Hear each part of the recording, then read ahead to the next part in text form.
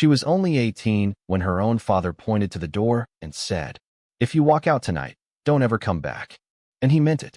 That was the night she learned that sometimes home isn't a place. It's a privilege. Her name was Amara. She wasn't a rebellious daughter. She wasn't lazy. She wasn't wild. She just had a dream her parents didn't understand. She wanted to study design, build something creative, start her own brand one day. But in her father's house, dreams that didn't look like medicine, law, or marriage were called nonsense. The argument that night wasn't even big. It was small, but it was the last one. Her suitcase was half-packed when her mother said quietly, "Maybe this will teach you a lesson." Amara stood outside that modest house with one bag, $43 in her pocket, and pride too strong to beg. She didn't cry, not because it didn't hurt, but because something inside her refused to break. The first year was brutal. She worked as a waitress during the day, cleaned offices at night, studied online in between. There were days she slept on a friend's couch, days she skipped meals, and nights she questioned if her father was right. Maybe she wasn't capable. Maybe she was foolish. But every time doubt whispered, she remembered the way he said, "You'll come crawling back." And she made a promise to herself.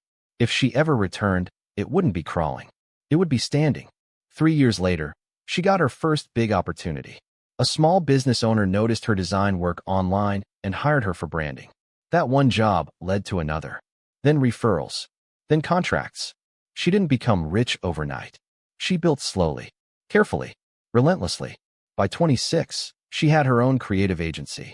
By 28, she bought her first property, not to show off, not to prove a point, but because she never wanted to feel homeless again. 10 years after that night, the doorbell rang. Amara wasn't expecting anyone. When she checked the security camera at her gate, her breath caught. It was them. Her father looked older, smaller somehow. Her mother's shoulders were slouched. They didn't look powerful anymore. They looked tired. Her company had grown publicly successful. News articles, interviews, awards. They had seen her name.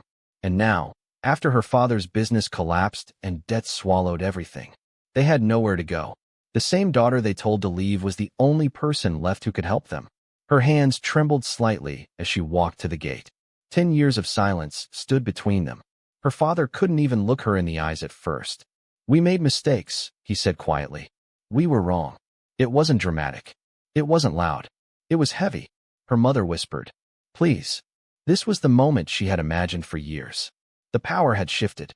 The girl who left with $43 now owned the house they stood outside of. She could close the gate. She could remind them of every word they said. She could walk away. Instead, she opened it. But not with anger. Not with revenge. With boundaries. "You can stay," she said calmly. "But understand something. I survived without you. I'm helping you because I choose to, not because I need you." Her father nodded, tears filling his eyes. That night, the same daughter they called foolish gave them a place to sleep.